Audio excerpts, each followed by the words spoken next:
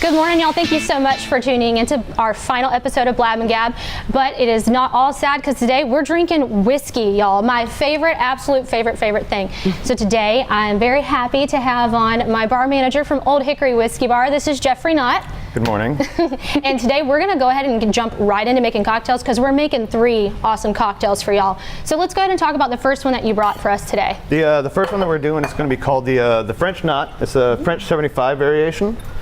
Now is that not K-N-O-T-T? It is K-N-O-T-T. The drink is actually the French Knott because Jeffrey's last name is Knott and he made it up. This is one of our drinks on our new summer menu that just came out this last week. So we like to tease him and name drinks. I was just going to glaze right over that, but I'm glad you threw that But out. you're so much cuter when you blush. Right? Okay, so what did you just put in there? Is that...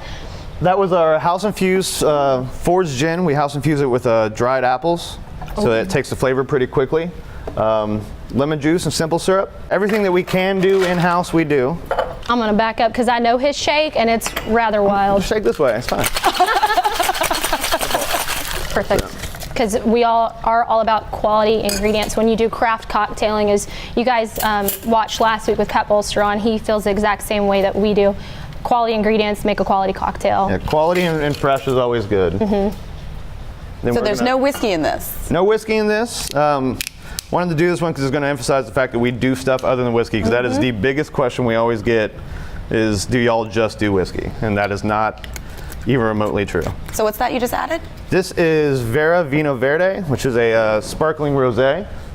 Because in a typical French 75, you have champagne or some sort of bubbly. And to make it lighter for the summer, we wanted to do, obviously, something a little sweeter. So very fancy. Little fresh lemon zest on the top of that there. And there we are. I love drinking cocktails in the morning. Just as tasty as I remember the last time I had it. You want to have some of that? Because I know you want some. It's pink and bubbly, so yeah. It's pink and bubbly, exactly. Like Jeff said, we do other things other than just whiskey. We have gin cocktails, tequila cocktails, some vodka ones as well. So don't be afraid to come down and try some of those delicious cocktails too. So what are we doing now? Like we said, we're jumping. So yeah, I'm going to jump right into the next one. What we're doing now is just a classic Sazerac. This is old New Orleans style drink. Yeah, this drink was created at the Sazerac Bar out of New Orleans in Hotel Roosevelt, and Melissa and I actually have had the opportunity to go there. It's one of my favorite bars in America. It's just great classic cocktail. So if there were a bar in heaven, that's what it would look like. That's what it looked like, exactly. So what did we do just now? We did the That was just a sugar cube, Peychaud's bitters, which is the just the classic New Orleans created bitters. Okay. And then rye whiskey. It was originally done with cognac, but obviously when that became an issue right around the Civil War, there was an epidemic, and you couldn't get cognac anymore. So rye whiskey kind of took over, and it became famous with the rye. So. I love it. A little history lesson with our cocktail lesson. This is actually one of the cocktails that got me into drinking whiskey. Really? Yeah, it's because it's got a little bit of a sweeter note to it. But you can still taste the whiskey, which is really nice. This is the best part, though. Oh, sorry. I don't want us to miss the pyrotechnics. A little bit of absinthe. Just kind of coat the inside of the glass. Okay. And what we do, just kind of heat it up and get the aroma going. I don't know if that's... You've got a flame going. We do. Oh, I see it now. It's just so bright. Usually you can't really tell in the lights, but I know in a dark bar this is way cooler than you can probably see right now, but why did you, what's the purpose of lighting it on fire? It just really opens up the flavor of the absinthe a little bit. You get a lot of the anise and the spices and everything off of it. The absinthe rinse is mostly just for your nose, am I correct? You're not really doing it You do taste a little bit of it, but it's more like just a slight little kind of licorice. And a question I hear all the time, were you going to hallucinate after this? Absolutely not. Okay. The myth of the Green Fairy is exactly that. It's just completely a myth. I don't know. I've been in New Orleans a few times, and that was probably your own doing. Probably. You're probably right. Ooh, that's really good. Ooh.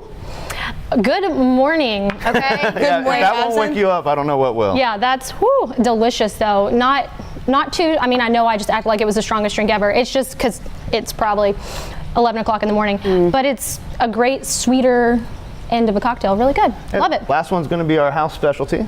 Okay. This one's a showstopper. Right. And this one is called? This is called the Old Hickory, obviously. Old Hickory. So Now, what you doing there? we've got here is a smoking gun. It's got hickory chips in it. Ooh. So what we're going to do is kind of smoke it, let it set under the glass for a couple minutes. I think we're hanging out by the campfire right now. I know. That smells delicious. Now, what's the point of smoking the glass? It just kind of adds a little aroma to the drink. It doesn't really affect the flavor too much, but because your sense of smell and your sense of taste are so closely linked, it just kind of adds a different layer to it. Okay. The drink itself is actually pretty simple. It's essentially a Perfect Manhattan, which is one of the oldest whiskey drinks out there. So that's why you're using 2 different kinds of vermouth here? Exactly. Perfect Manhattan is a whiskey base with equal parts sweet and dry vermouth. So we use the Dolan vermouths. They're nice, inexpensive, but very high quality vermouths. Okay. And then our house bourbon is Buffalo Trace. Always has been, always will be. That's right. That's right. This is one of my personal favorite everyday drinking bourbons. It's absolutely delicious. Love Buffalo Trace.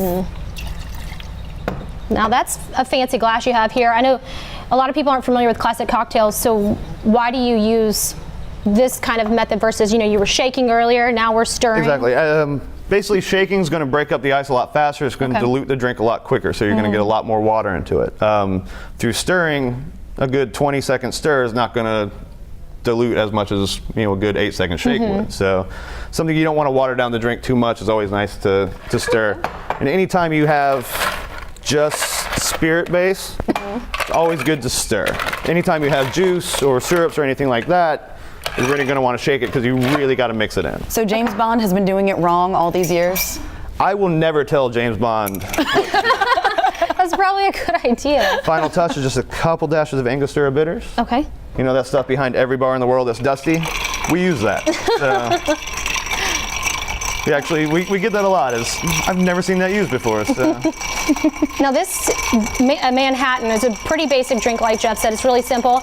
It's one of those great cocktails you can make at home by yourself. So just, the dry sweet vermouths, a really good quality bourbon, and some bitters. So. That's so pretty every time. I know, it never gets old, does it? That does draw a lot of oohs and ahs. It does. It's whenever one person orders one at Old Hickory, the person next to them orders one. And now, see, I think this is the best finishing touch right here. We garnish it with a Amarena cherry, which is an Italian cherry, which again, just like the Sazerac, I don't know how well this is going to show up on camera, but we just kind of heat the zest a little bit. Whoa. There we go. That worked. Hello. So pyrotechnics and whiskey. Exactly. Open flames and booze. You can't go wrong. Who doesn't love that? Where is OSHA? Yeah, just kind of creates a little bit of lemon oil across the top of the drink. No, remember, safety third. That's our motto. Safety third, yes. Well, Jeff is, like I said, the bar manager at Old Hickory Whiskey Bar, located on Palafox Street across from the Sanger Theater. Make sure you come down and see us. Like I said, we've got a new menu out, summer menu, really fun light drinks, like vodka, tequila, gin, and all that good stuff. Happy hour as well. Cover everything. Happy hour is 4 to 7, Monday through Friday. We do $1 off beer, wine, house cocktails. Okay, and isn't there like a Whiskey Wednesday? We do Whiskey Wednesday, which is 10% off of any American whiskeys. Very cool. All right, well, thank you guys so much for tuning in.